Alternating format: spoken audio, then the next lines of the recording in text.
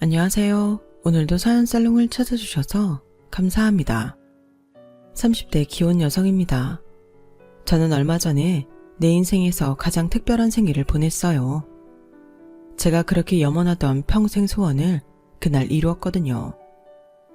태어나자마자 시설에 버려져서 고아로 살았던 저는 생일날만 되면 멀쩡하던 몸이 아프곤 했어요.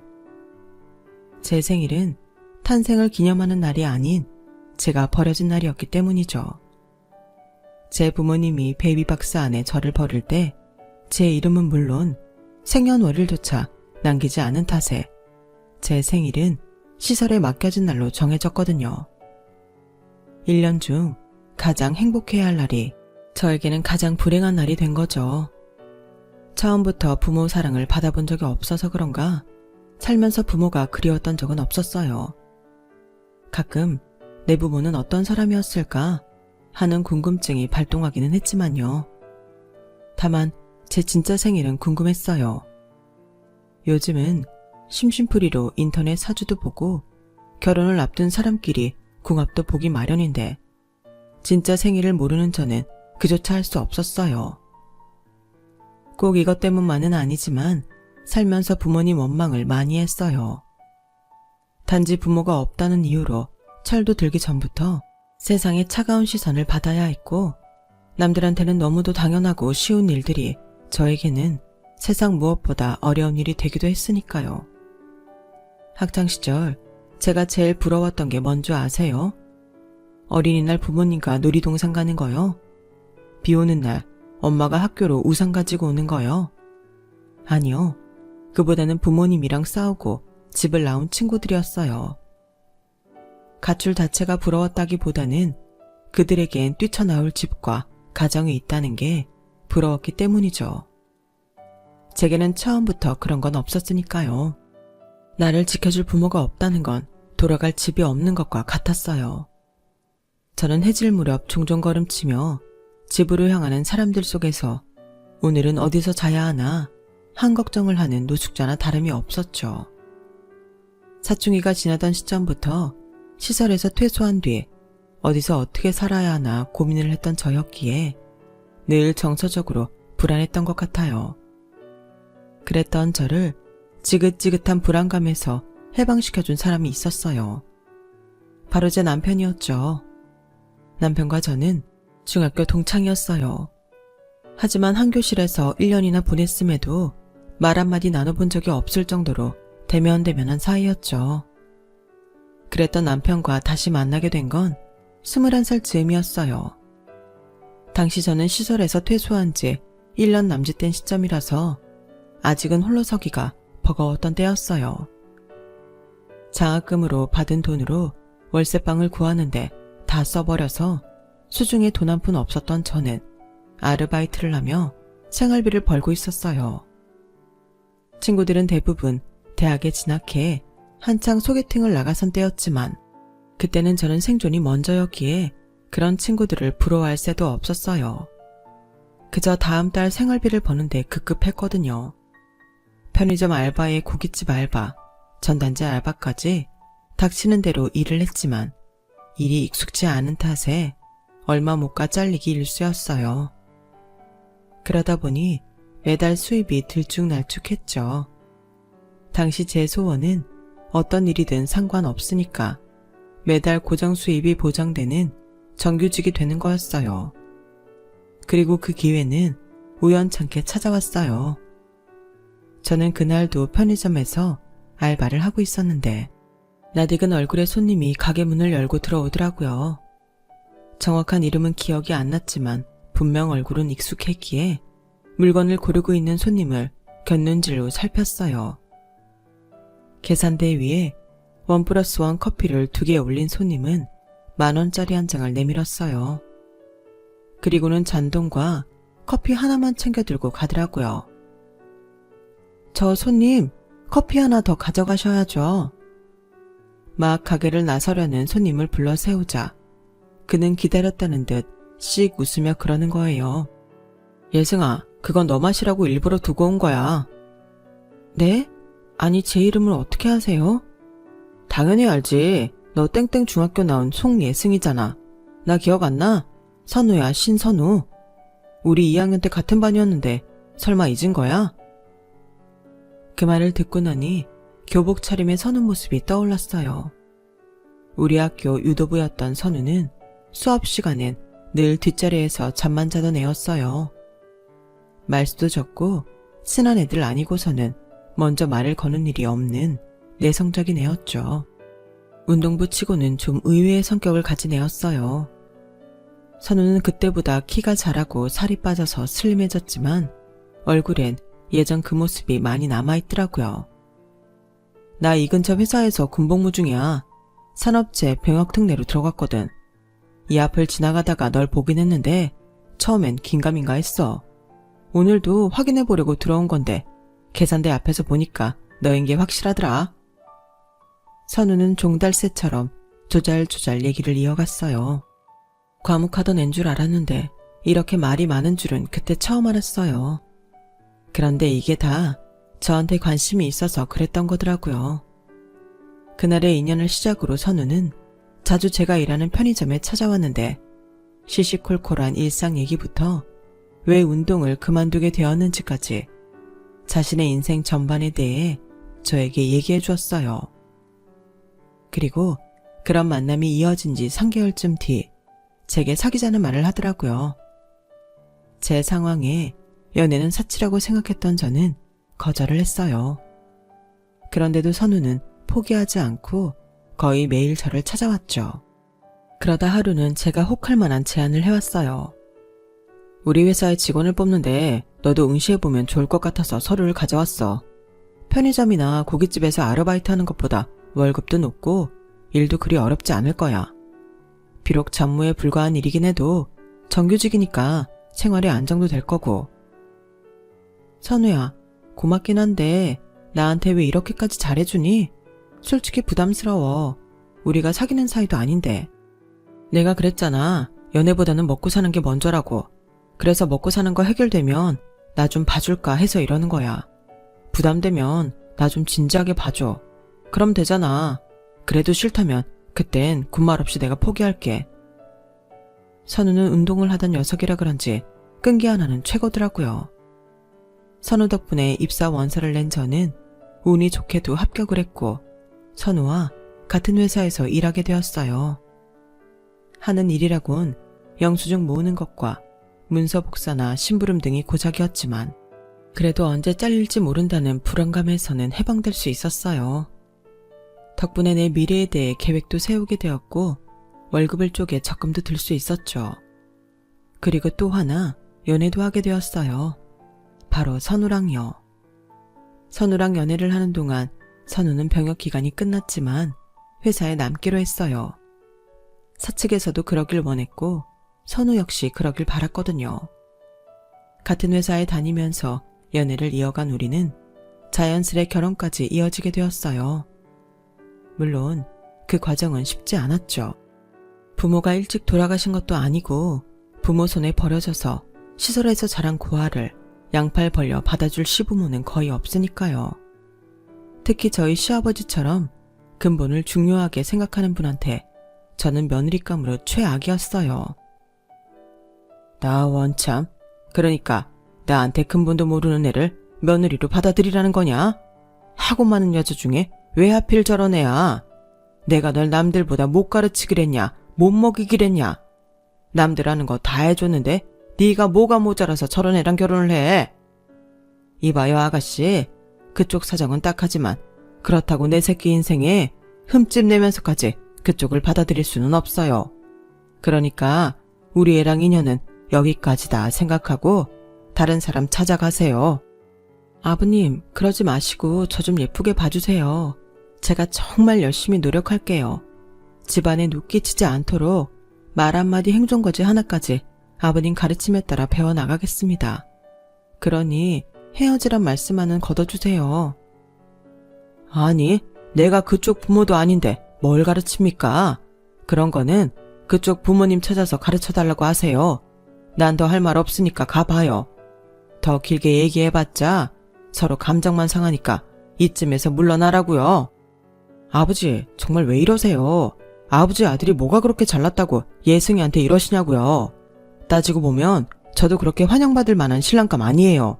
학벌이 있기래요. 직장이 번듯하기래요. 모아놓은 돈이 있기래요. 저 별거 없는 놈인 거 아버지도 잘 아시잖아요. 아버지가 입버릇처럼 하시던 말 기억 안 나세요? 네 형 반만큼만 해라. 네 형은 잘하는데 왜 넌 못하냐. 툭 하면 형이랑 저 비교하시면서 인간 취급도 안 해놓고 왜 며느리감 앞에선 대단한 아들인 것처럼 포장하시냐고요.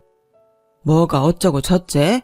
이놈의 자식이 여자한테 홀리더니 눈에 애비도 안 보이냐? 이봐요 아가씨, 이게 다 그쪽 때문이야. 더는 내 집안에 분란 일으키지 말고 당장 나가라고. 처음 인사를 드리러 간 날 저는 아버님 손에 떠밀려 집에서 쫓겨났어요. 남편은 그 일로 아버님과 크게 다투곤 집을 나왔어요. 그리곤 제가 살고 있던 원룸으로 들어왔어요. 선우야, 네가 이렇게 집을 나오면 어떡해. 그럼 아버님이 더 나를 미워하실 거 아니야. 부모 자식 간에 사이까지 벌려놓은 여자를 며느리로 받아주시겠냐고. 그러니까 집에 들어가. 응? 날 생각해서라도 들어가라고. 싫어. 우리 아버지는 내가 집에 들어간다고 해서 이 결혼 허락해 주실 분이 아니야. 그리고 너마저 날 내쫓으면 난 갈 곳도 없어. 그래도 나보고 나가라고 할 거야? 갈 곳이 없다는 말이 가슴에 박혀서 결국 저는 선우를 받아들이고 말았어요. 그렇게 우리는 제 작은 원룸에서 동거를 시작하게 되었죠.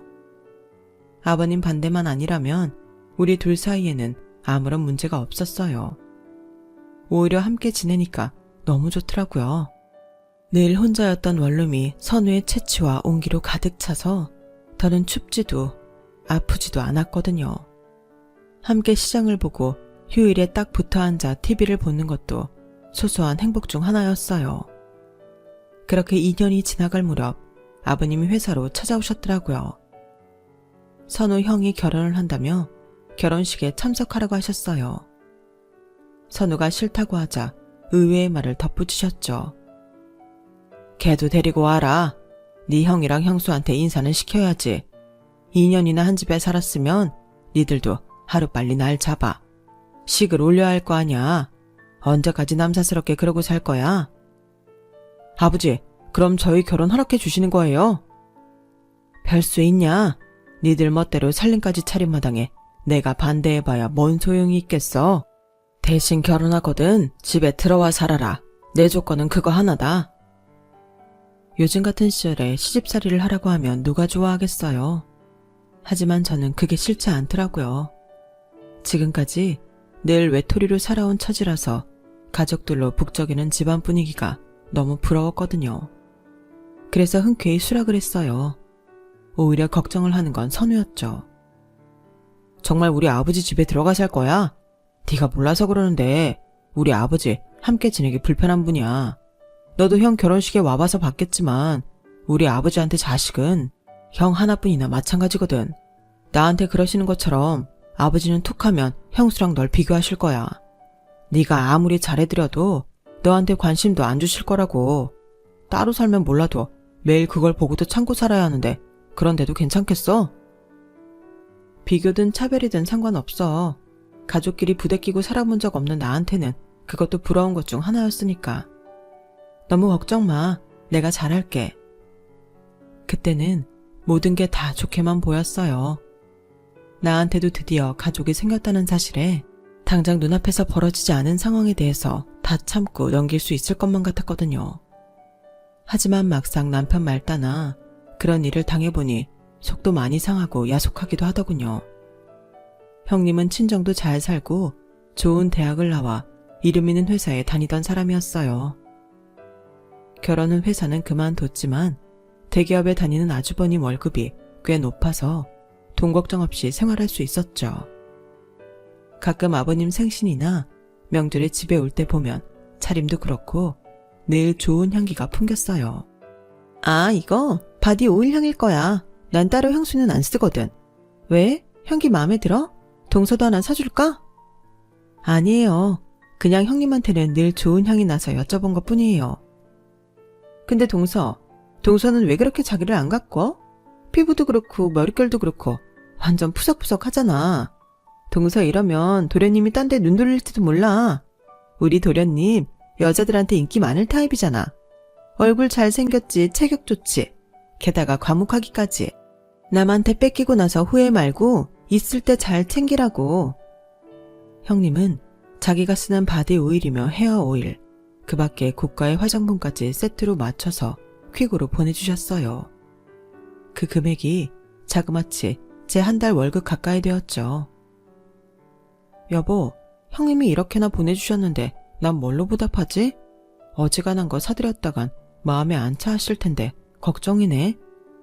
하긴 뭐래. 그냥 당당하게 써. 자긴 그래도 돼.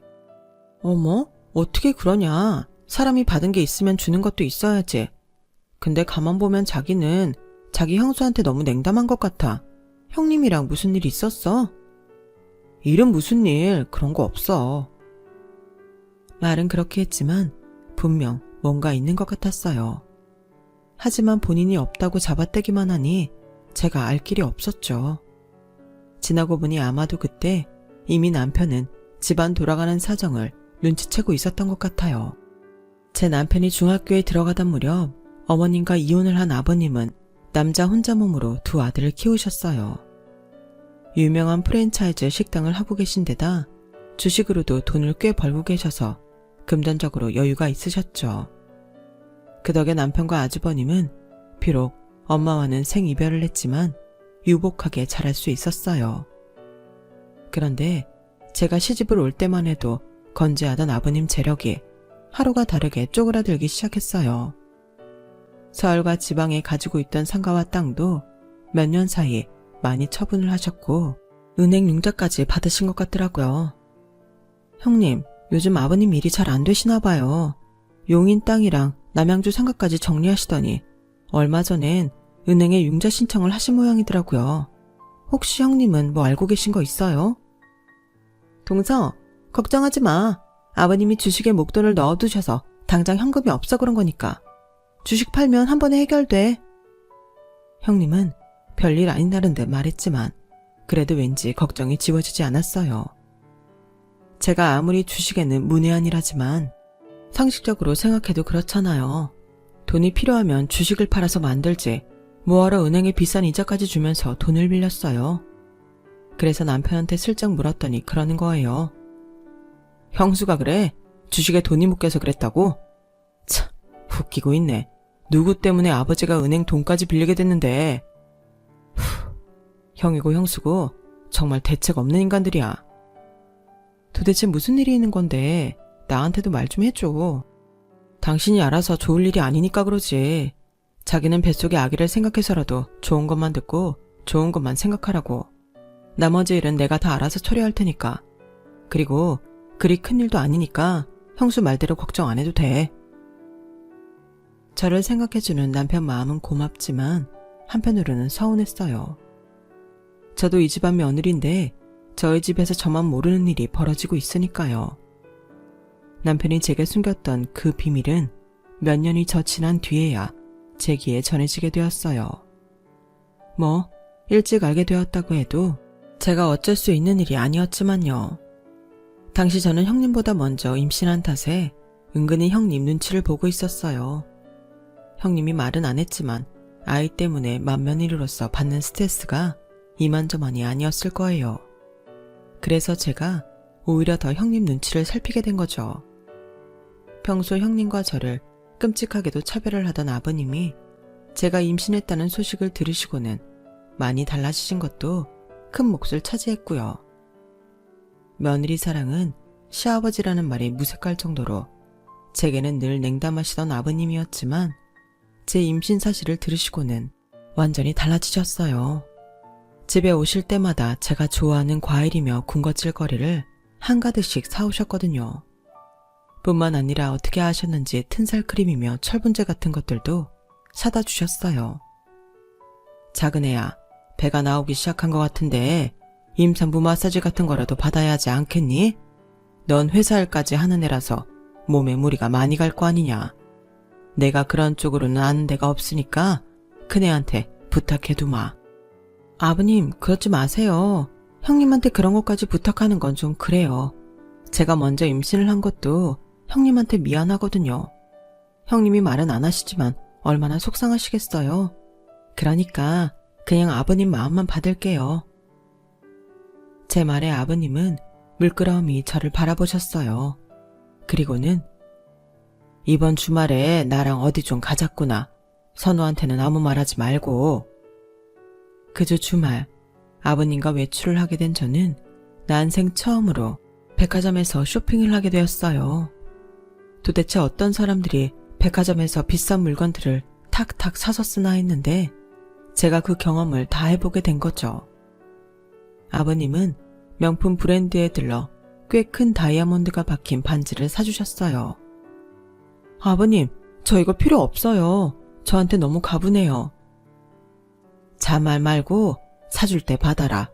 너 결혼할 때 선우가 변변한 결혼 반지도 못 해준 거 다 안다. 나도 그땐 네가 곱게 보이지 않아서 신경도 안 썼고. 그러니까 그때 못 받은 거 지금 받는 거다 생각하고 받아. 아버님이 잰 손가락에 끼워주신 반지를 보는데 나도 모르게 눈물이 흘러내렸어요. 이제야 내가 아버님한테 며느리로 인정받는 것 같았거든요. 그동안 아버님께 서운했던 일들도 순식간에 사라져버리더라고요. 울 거 없다. 내 성질머리가 고약해서 네가 앞으로도 많이 힘들 거다. 그럴 때마다 이 반지 내려다보면서 조금이나마 위안을 삼거라. 아버님의 그 말씀에 눈물이 쏙 들어갔어요. 대신 입술을 실룩거릴 정도로 웃음을 참느라 힘들었어요. 그 말을 하는 내내 아버님 귀가 새빨갛게 달아올랐거든요. 그건 마치 살면서 처음 사과를 하는 사람처럼 어색하고 불편해 보였지만 그래서 더 진정성이 느껴졌어요. 아버님께 받은 다이아몬드 반지는 아까워서 끼고 다니지 못하겠더라고요. 그래서 화장대 서랍에 깊숙이 넣어두고 아버님 때문에 화가 치밀 때마다 한 번씩 꺼내서 보곤 했어요. 일종의 금융치료를 하듯이 말이죠. 제가 아들을 낳은 이듬해 형님도 임신을 했어요. 형님의 임신 소식에 그렇게 안심이 될 수가 없더라고요. 그런데 남편은 저와는 달리 기분이 언짢아 보였어요. 왜 그래? 자기한테 조카가 생기는 건데 좀 기분 좋게 받아들일 수 없어? 조카가 생기는 거야 당연히 좋지. 근데 형수 하는 꼴을 보니 앞으로 당신이랑 우리 은율이가 상처를 받을 것 같아서 그게 화가 나. 참, 자기만 애가 졌나? 무슨 말이 그래. 그동안 아주버님이랑 형님이 얼마나 애를 기다렸는지 알면서. 그건 그런데 형수가 말이야. 남편 말을 들어보니 형님이 병원에서 임신 진단을 받자마자 아버님한테 달려가 임신 선물로 아버님 가게 명의를 자기 앞으로 돌려달라고 했다더라고요. 가게는 아버지 노후 대책용인데 그걸 임신 선물로 달라는 게 말이 돼? 그동안 지들이 가져간 게 얼만데. 땅이고 상가고 다 팔아먹었으면 양심이 있어야지. 도대체 얼마나 더 아버지 등골을 빼먹겠다는 거냐고. 그래놓곤 아버지 모시는 건 당신한테 다 떠넘기고 도대체 자기들이 하는 게 뭐 있냐고. 그러니까 당신도 형수한테 속지 마. 그 사람이 당신 이용해 먹는 거라고. 수년 전 남편이 제게 비밀에 붙였던 그 일을 저는 그제야 알게 되었어요. 주식 투자 때문에 팔았다던 아버님 상가와 땅은 아주버님과 형님이 야금야금 팔아먹었던 거였죠. 그 돈은 회사를 그만두고 사업을 시작한 아주버님 앞으로 몽땅 들어가 버렸고 사업이 여의치 않자 아버님한테 은행 대출까지 부탁했던 거예요. 그러는 와중에도 형님의 씀씀이는 여전했고 평범한 가정주부가 생활비로 매달 수천만 원씩 써대며 사치를 부려댔죠. 아이가 생긴 이후에는 교육비라는 명목하에 엄청난 돈을 써댔어요. 그건 고스란히 아버님이 부담을 하셨고요. 아주버님 내외가 벽장 속 곶감 빼먹듯 아버님 재산을 쏙쏙 빼먹은 탓에 결국 아버님 가게도 몇 년 뒤 팔아치우게 되었어요. 권리금으로 받은 돈도 아주버님 손으로 들어가 버렸고요. 이제 아버님 수중에 남은 건 집 하나뿐이었어요. 평생 일을 하며 바삐 사셨던 아버님은 그동안 악착같이 모은 재산도 큰아들 내외 때문에 다 날리고 평생 일터였던 가게까지 넘기게 되자 급속도로 늙어가셨어요. 매일 큰 소리치고 떵떵거리며 사시던 아버님은 더 이상 자신이 아무 쓸모없는 인간이라고 느끼셨는지 어깨도 축 처지고 사람들도 만나길 꺼려하셨어요. 그렇게 늘 마당에 앉아 정원만 바라보시던 어느 날 급기야 정신줄을 놓으셨죠. 제 아들 은유리를 보고 자꾸 제 남편 이름을 부르시더라고요. 선우야, 아빠랑 야구하러 가자. 작년 어린이날에 사준 글러브 있지? 그거 가지고 와. 형은 학교에 가서 아직 안 온 거냐? 네 엄마는 어디 갔어? 평소와 다른 아버님의 행동에 제 아들은 울먹이며 제게 달려왔어요. 엄마, 할아버지가 이상해. 나보고 자꾸 서누래. 할아버지가 많이 아픈가 봐. 아들 손에 이끌려 정원으로 나가봤더니 아버님이 화단에 심어진 꽃들을 죄다 뽑아내고 계셨어요. 아버님, 왜 이러세요? 꽃은 왜 뽑으시는데요? 이러지 마시고 안으로 들어가세요. 이거 나요. 아줌마는 누군데 남의 집에 함부로 들어온 거예요? 선우야, 정우야, 이 여자 좀 쫓아내라. 저를 못 알아보시는 아버님 앞에서 저는 그만 주저앉고 말았어요. 제 전화를 받고 달려온 남편과 함께 아버님을 모시고 병원으로 갔어요. 그리고 그렇게 치매 진단을 받으셨죠. 중증 치매라서 병원에서도 원한다면 시설에 모실 수 있도록 조치를 취해주겠다고 하더군요. 병원에 가서도 아버님은 제 남편 얼굴도 못 알아보시고는 자꾸 선우랑 정우를 데려오라고 난동을 부리셨죠. 남편은 아버님 주먹에 맞으면서도 묵묵히 아버님이 벗어던진 신발을 신겨드렸죠. 그날 밤 남편의 호출에 아주버님이 집으로 오셨어요. 두 형제가 정원에서 한참 얘기를 나누었죠. 간혹 큰 소리가 나기도 했지만 얘기가 잘 끝났는지 밤 11시 무렵 아주버님이 집으로 돌아가셨어요. 아주버님과 얘기를 마친 남편은 제게 아버님을 시설에 보내드리자고 말했어요. 아주버님이 자기네는 절대 아버님을 못 모신다며 시설로 보내자고 했다더군요. 말이 시설이지 한마디로 아버님을 버리겠다는 거 아니야? 힘드니까 부모를 버리자고? 어떻게 자식들 입에서 그런 말이 나와? 그래서 당신도 그러자고 한 거야? 별 수 없잖아. 우리가 모시기엔 역부족이니까.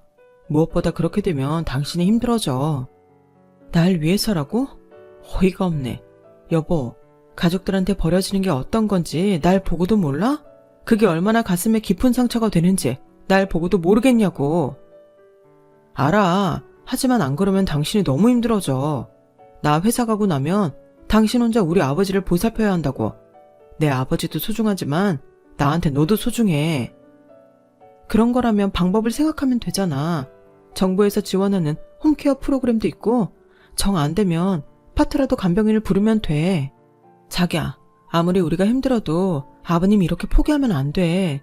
부모를 버리는 자식이 어딨어? 아버님 시설로 보내고 나면 당신도 가슴 아플 거야. 죄책감 때문에 힘들 거라고. 그러니까 하는 데까지 해보자. 어? 제 설득에 남편도 더는 고집을 부리지 않았어요. 그렇게 저희 부부는 치매에 걸린 아버님을 모시고 살게 되었죠. 그런데 그 소식을 들은 형님이 전화에 대뜸 그러더라고요. 동서, 정말 자신 있어? 정신 멀쩡한 사람도 모시기 힘든데 하물며 치매 환자야? 혹시라도 내 도움 받으려는 거라면 기대하지 마. 난 못해. 난 비위도 약하고 체력도 안 돼서 간병 같은 건 무리라고. 그런데도 동서가 고집을 부린다면 좋아. 아버님 모셔. 대신 나한테는 피해주면 안 된다. 형님 입장도 이해가 안 가는 건 아니라서 그 말에 화가 나지는 않았어요. 그래서 묵묵히 아버님 간병 생활을 해나갔죠. 아버님은 간혹 제정신이 돌아올 때면 제 남편과 아주버님이 어렸을 적 얘기를 들려주시곤 했어요. 제가 몰랐던 남편의 과거라서 흥미진진하게 듣곤 했죠. 그러다 다시 정신이 나가면 저를 아줌마라고 부르셨어요.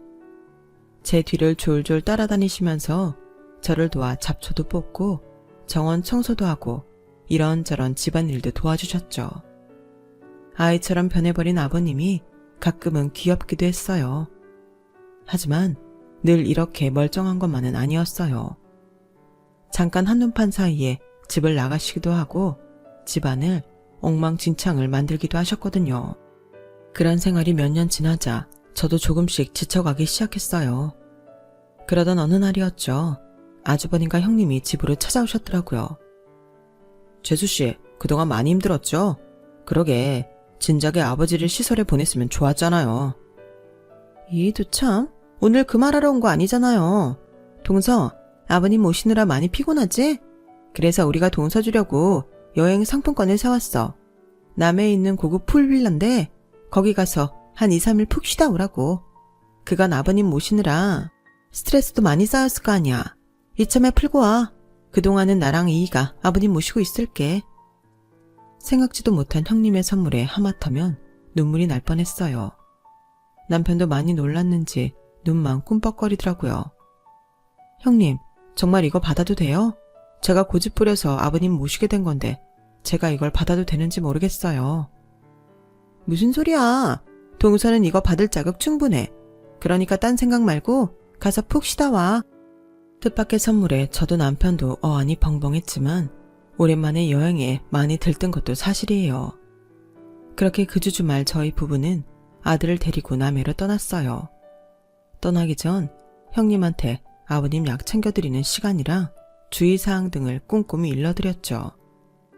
혹시 몰라서 돌발 상황에 대처하는 방법도 종이에 적어두고 왔고요. 그렇게 2박 3일 동안 고급 풀빌라에서 행복한 시간을 보낸 우리 가족은 일요일 오전에 다시 서울로 향했어요. 그런데 네? 아버님이 사라지셨다고요? 내가 화장실 간 사이에 집을 나가셨나 봐. 이랑 온 동네를 다 뒤져봤는데도 어디에도 안 계셔. 동서, 어떡해? 형님, 일단 진정하세요. 이럴 때를 대비해서 제가 아버님께 주소가 적힌 목걸이랑 팔찌를 걸어드렸어요. 그거 끼고 계시면 어떻게든 찾을 수 있으니까 걱정 마세요. 저는 일단 형님을 안심시키고 남편과 함께 집을 나섰어요. 그동안 아버님이 집을 나가시는 게 하루 이틀 일이 아니었기 때문에 평소 아버님을 찾았던 장소를 남편과 함께 찾아 나섰어요. 한 너댓 군데 되는데 평소라면 2억 원 정도 찾아가면 찾을 수 있었던 아버님이 이번엔 웬일인지 모든 곳을 다 찾아가도 아무데도 안 계시더라고요. 평소 아버님이 집을 나가실 때마다 도움을 주셨던 동네분들도 이번엔 아버님을 봤다는 사람이 하나도 없었어요. 마치 증발해버린 것처럼 아버님은 흔적 없이 사라지신 거예요. 아버님이 집을 나가신 지 일주일쯤 지난 어느 날 아주버님 내외가 조카와 함께 찾아왔어요. 동서, 아버님 소식은 아직이지? 어쩌냐? 정신없는 양반이 혹여 객사라도 하면 어떡해? 형수, 무슨 말을 그렇게 해요? 아니, 난 말이 그렇다는 거죠. 걱정되니까 그러는 건데 뭘 또 그렇게 화를 내세요? 그리고 최악의 상황도 고려는 해야죠. 그래, 그건 네 형수 말이 맞다. 우리라고 아버님이 걱정 안 돼서 그러겠니? 하지만 일이 터지기 전에 마음의 준비라도 해놔야 그때 가서 덜 충격을 받을 거 아니냐. 아주버님과 형님은 아버님이 마치 잘못됐다고 확신하는 것 같았어요. 자꾸 장래 얘기며 집 문제를 꺼내셔서 듣는 내내 기분이 안 좋더라고요. 그래서 자리를 피해 전원으로 나왔는데 저희 아들과 조카가 화단에 앉아서 소꿉장난을 하고 있더라고요. 그런데 순간 조카 손목에서 뭔가 반짝하지 뭐예요. 뭔가 싶어 다가가 봤더니 글쎄 우리 집 주소가 적힌 아버님 은팔찌였어요. 가은아, 이거 어디서 났어? 어디서 났냐고. 우리 엄마 화장대 서랍에 있었어요. 작은 엄마도 하나 줄까요? 작은 엄마는 어른이니까 내가 목걸이를 줄게요.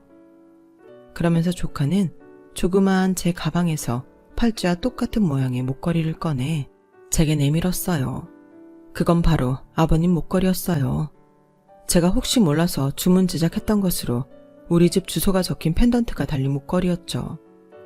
팔찌와 한 쌍으로 제작해서 아버님 손과 목에 걸어드렸던 건데 그게 형님한테 있다면 이건 분명 아버님의 가출에 형님이 관여됐다는 증거였어요. 조카한테 팔찌와 목걸이를 빌린 저는 집 안으로 들어가 형님 앞에 목걸이와 팔찌를 내밀었어요. 그걸 보자 형님과 아주버님이 귀신을 본 것처럼 놀라더군요.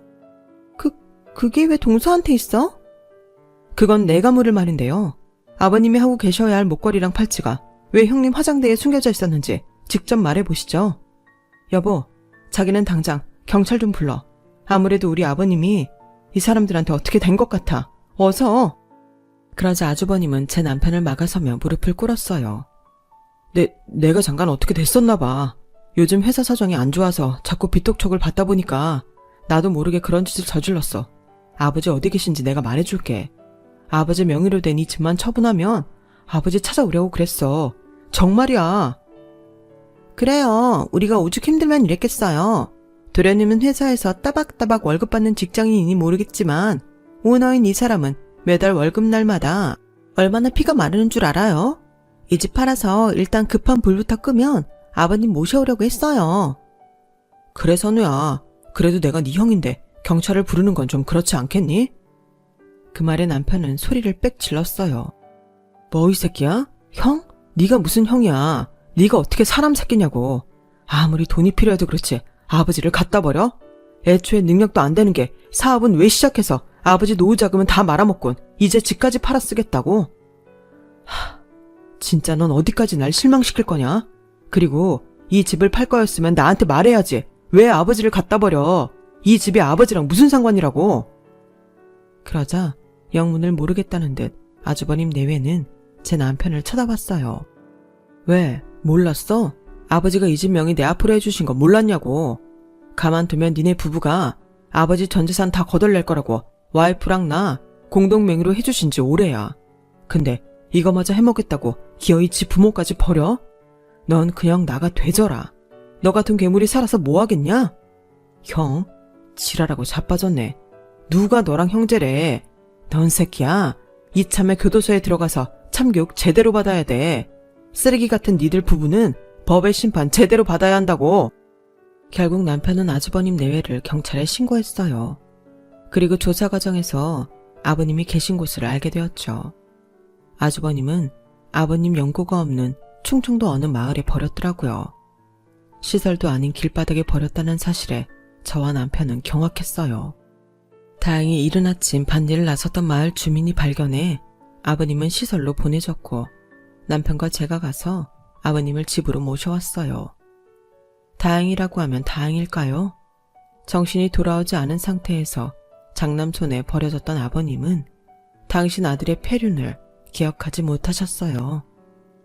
형제 아주버님과 형님은 형사 입건된 상태예요. 혹시 자기들의 범행이 밝혀질까봐 동네 CCTV를 피해 이동 경로를 정하고 차 블랙박스까지 지우는 치밀함을 보인 탓에 계획 범죄라는 사실이 더 확실해져서 형량이 꽤 나올 것 같더라고요. 저는 집으로 돌아오신 아버님 팔과목에 다시 팔찌와 목걸이를 걸어드렸어요. 앞으로는 절대 아버님을 두고 집을 비우지 않겠다 다짐을 하면서요. 아버님이 돌아오시고 며칠 뒤가 제 생일이었어요. 상황이 상황인지라 조용히 케이크에 불만 켜는 걸로 넘어가기로 했어요. 그래서 남편과 아들이 케이크를 사러 나간 참이었는데 아버님이 주방으로 들어가셔선 냉장고에서 신재료를 꺼내시지 뭐예요. 아버님 뭐 하세요? 시장하세요. 제가 뭐 해드려요? 그랬더니 아버님이 뭐라고 하셨는지 아세요? 제 생일상 차려주실 거래요. 그 말을 듣는데 어찌나 눈물이 나든지 그날 아버님이 차려주신 생일상은 정말 엉망진창이었어요. 아이들이 흙으로 소꿉장난하듯이 그릇에 생마늘이며 고무장갑, 참치캔 같은 걸 담아놓았을 뿐이니까요. 그런데 그 말도 안 되는 생일상에 너무 고맙고 감동해서 행복하기만 하더라고요. 단 한 번만이라도 부모님이 손수 차려준 생일상을 받아보는 게 소원이었던 어린 시절 제 꿈을 우리 아버님이 이뤄주신 거니까요. 언젠가 아버님 상태가 더 악화되면 그땐 어쩔 수 없이 이별을 하게 될 테지만 그게 언제가 됐든 제가 할 수 있는 그날까지는 아버님을 모시고 살고 싶어요. 물론 때때로 욱해서 서랍 속 다이아 반지를 꺼내보는 날이 늘어가겠지만 말이죠. 아버님, 고맙고 사랑합니다. 제 사연을 들어주셔서 감사합니다. 들어주신 모든 분들도 부모님, 자식들과 고운정 나누며 행복하시고 건강하세요. 여러분, 사연 댓글에 응원과 현명한 조언 부탁드려요. 좋아요와 구독은 저에게 큰 힘이 됩니다. 오늘도 좋은 일 가득하세요.